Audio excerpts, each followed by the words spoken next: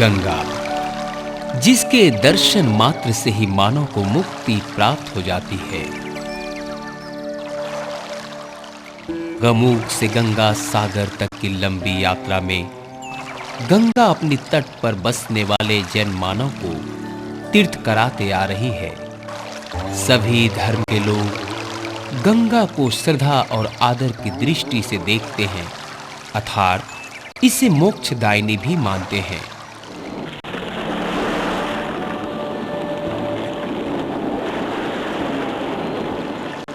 गंगा और सागर के इस संगम स्थल को धरती का सर्वश्रेष्ठ महातीर्थ गंगा सागर के नाम से जाना जाता है।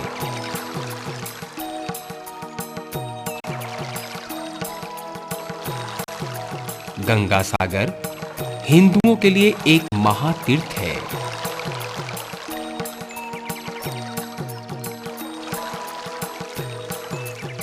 सब तीर्थ बार-बार, गंगा सागर एक बार। सभी तीर्थों में बार-बार स्नान करने से जो पुण्य की प्राप्ति होती है, गंगा सागर में एक बार स्नान करने से उससे कहीं अधिक पुण्य की प्राप्ति होती है। मकर संक्रांति के दिन गंगा सागर संगम में एक बार स्नान करने से सभी तीर्थ यात्रियों को पुण्य अर्जन होता है। गंगा सागर मां गंगा और सागर की संगम स्थल भारतवर्ष के पश्चिम बंगाल प्रदेश के अंतर्गत दक्षिण 24 परगना जिले की सर्वत्र दक्षिण दिशा में है। सागर द्वीप, इसी सागर द्वीप तीर्थराज कपिल मुनि जी के मंदिर के पास बंग सागर तट पर है। गंगा सागर प्रतिवर्ष मकर संक्रांति के दिन यहां लाखों लोग पुण्य स्नान करने आते हैं। तीर्थ उत्पत्ति कारण और समय काल की विषय पुराण में जानी जाती है। बंगोपसागर के इस अंचल को सागर के नाम से जाना जाता है। मूलतः दो रास्तों से ही मेला के उद्देश्य से ही यहां आना शुरू करते हैं। एक पथ हुआ लॉट नंबर 8 लॉन्च घाट से लॉन्च के द्वारा कोचुबेरिया लॉन्च घाट। ज्यादा से ज्यादा संख्या में तीर्थयात्री इसी पथ से आते हैं। भारत सेवाश्रम संघ के स्वेच्छासेवक सदस्यगण यात्रियों के माल पत्र लंच व बस पर उतारने और चढ़ाने की व्यवस्था स्वयं करते हैं। कोचुबेड़िया घाट से आने वाले समस्त तीर्थयात्रियों को भी मूल बस स्टैंड से जाना पड़ता है।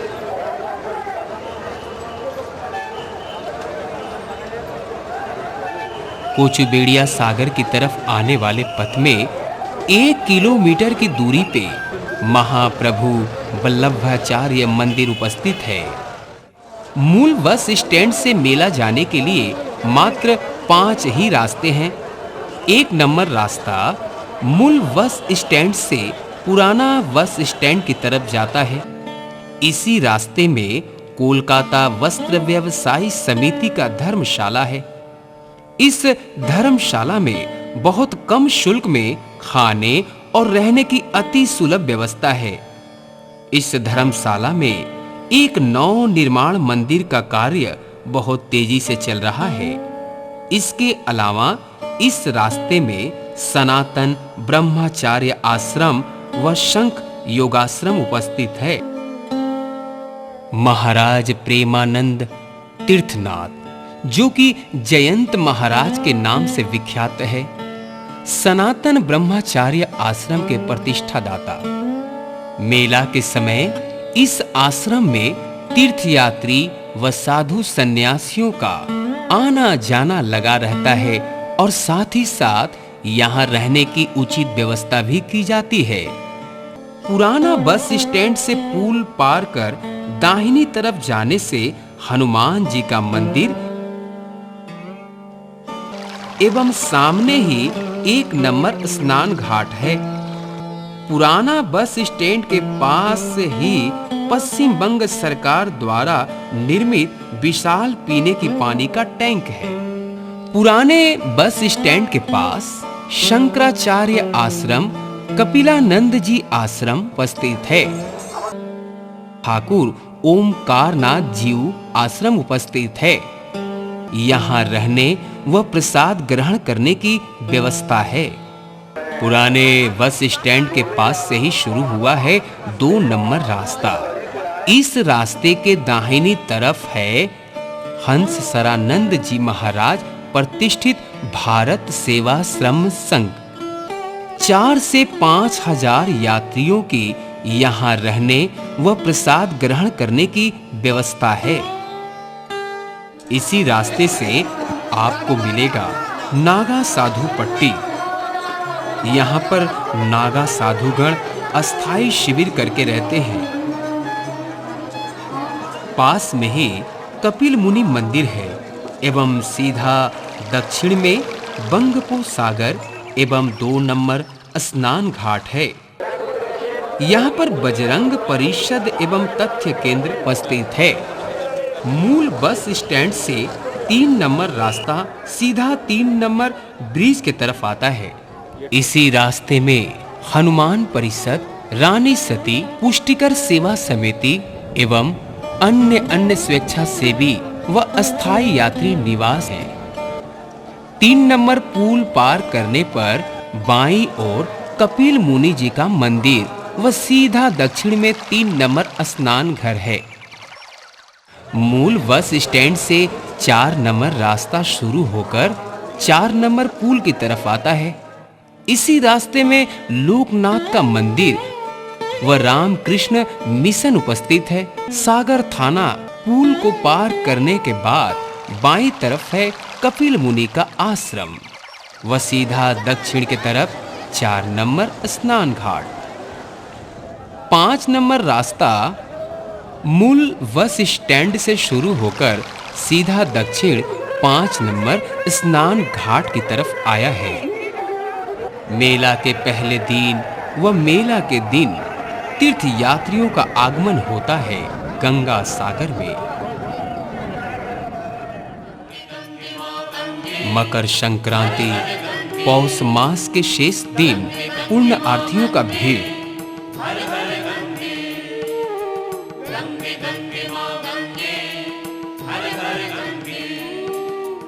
मकर संक्रांति के पुण्य लग्न में सागर संगम में एक बार डुबकी लगाने से मोक्ष लाभ होता है।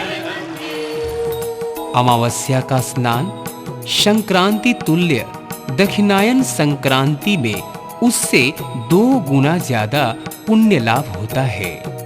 उत्तरायण संक्रांति में स्नान करने से मानवगण को दक्षिणायन संक्रांति के अपेक्षा 10 गुण ज्यादा पुण्य का लाभ होता है। पुण्य कमाने वाले तीर्थ यात्रियों का आगमन पुण्य की प्राप्ति के लिए मन में भक्ति की आस, श्रद्धा व विश्वास लिए जो यात्री इस सागर में डुबकी लगाते हैं एवं दान पुण्य करते हैं, उनका जीवन सफल हो जाता है और मन खुश हो जाता है। सागर के तट पे एकांत मन करके दोनों हाथों को जोड़कर जल की तरफ मुख करके मंत्रोच्चार के साथ जो संकल्प करके जल अंजलि देते हैं, उनकी मनोकामना पूर्ण होती है।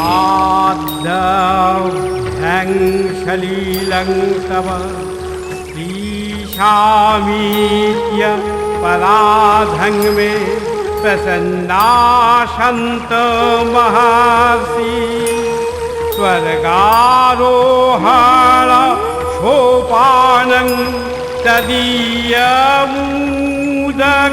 शुभे अतः स्पृशामि पादाभ्यं गंगे देवी नमस्ते। ॐ गां गंगाय नमो नमः। ॐ गां गंगाय नमो नमः। ॐ गां गंगाय नमो नमः।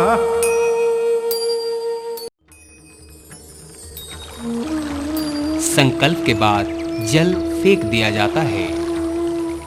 नाभि तक जल में डूबकर दोनों हाथों की उंगलियों से नाक, कान, आंख बंद करके श्रद्धा व विश्वास के साथ 3 बार डुबकी लगाई जाती है एवं स्नान हो जाने के बाद हाथ जोड़कर प्रार्थना की जाती है। देव सवितां नाथ त्वं देवी सविता वरे उभयो संगमो स्नात्वा मुञ्चामि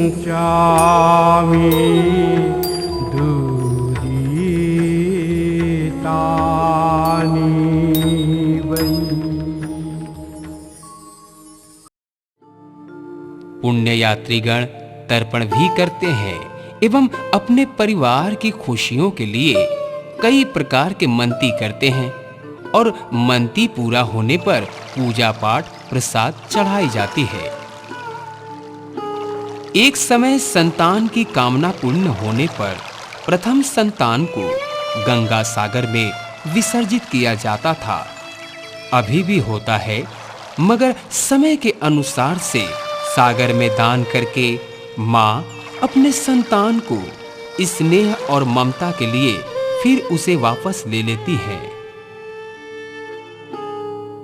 बैतरनी पार गंगा सागर में आकर तीर्थयात्रीगण बैतरनी पार का एक कर्तव्य मानते हैं।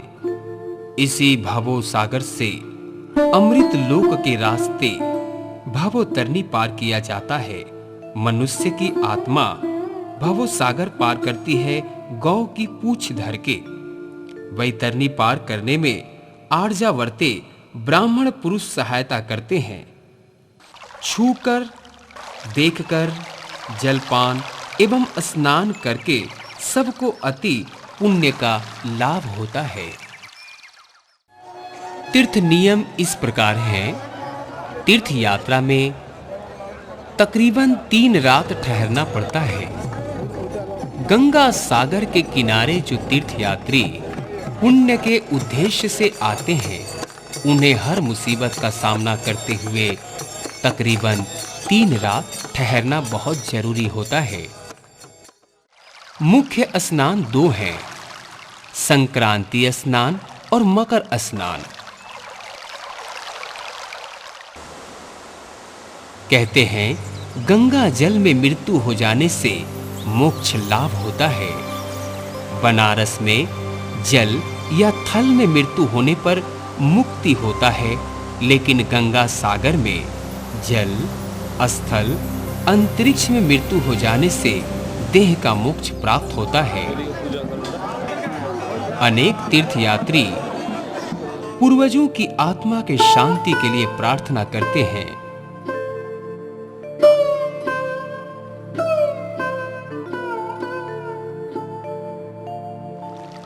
मकर संक्रांति के स्नान एवं दान के बाद तीर्थराज कपिल मुनि के आश्रम में पूजा अर्चना वंदना करने से मन को तृप्ति मिलती है।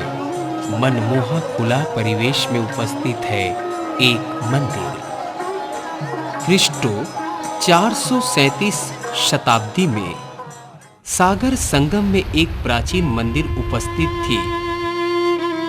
विंश शताब्दी में इस मंदिर का 6 बार नव निर्माण करवाया गया, मगर हर बार समुद्र की ऊंची लहरों के कारण ये मंदिर टूटकर बिखर गया। लेकिन अब वर्तमान समय में 7वीं बार इस मंदिर का निर्माण हुआ समुद्र से बहुत दूरी पर। इस मंदिर का निर्माण रामानंदी संप्रदाय के द्वारा हुआ। रामानंदी संप्रदाय का प्रधान मठ अयोध्या हनुमानगढ़ी में है। इन्हीं लोगों के देख रेख में इस मंदिर की पूजा अर्चना और सेवा की जाती है।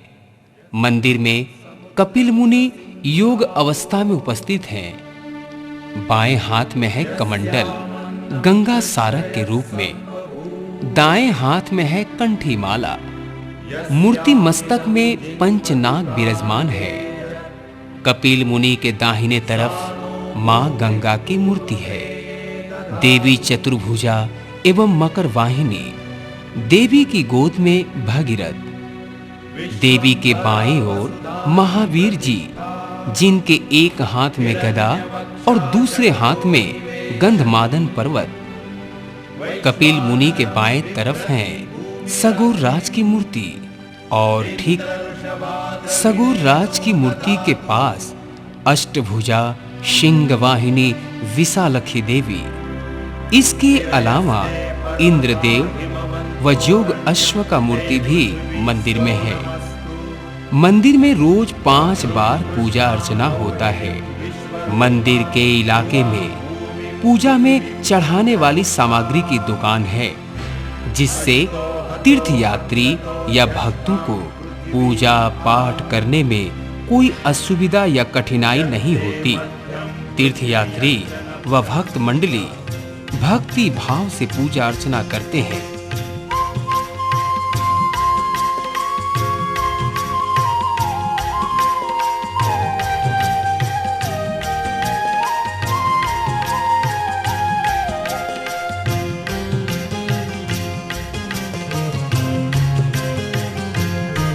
हम दास तुम्हारे तुम हो स्वामी, हम दास तुम्हारे तुम हो स्वामी।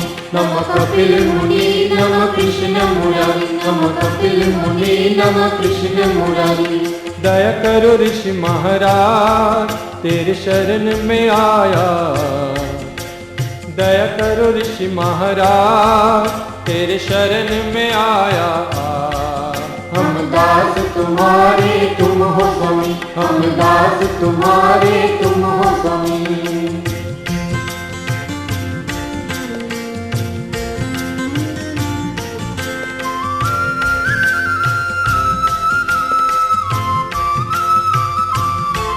तूने भक्तों को भक्ति दिया, तुम जैसा दानी और कहाँ। तूने भक्तों को भक्ति दिया, तुम जैसा दानी और कहाँ। परम ज्ञान को करते हो दान, तुझे पूजा करूं मैं निष्काम। परम ज्ञान को करते हो दान, तुझे पूजा करूं मैं निष्काम। प्रभु मैं निष्काम। हम दास तुम्हारे तुम हो स्वामी, हम दास तुम्हारे तुम हो स्वामी। विभिन्न प्रकार के साधु संतों को देखने के बाद मेला प्रांगण में घूमना फिरना, लाइन से कई सारी माटी की प्रतिमाओं का दर्शन, शंख ध्वनि, घंटे की टन टन आवाज के बीच मुक्ति पाने हेतु दान पुण्य भी किया जाता है। बाहर के रास्ते में बहुत तरह के गरीब, दुखियारी व भिखारियों का तांता लगा रहता है। इसके बाद तीर्थ यात्रियों का शुरू होता है तीर्थ दर्शन की आसपास बिकने वाले सामानों की लेन देन अर्थात खरीदारी। सुसज्जित दुकानों में खरीदारी के लिए हमेशा लोगों की भीड़ लगी रहती है।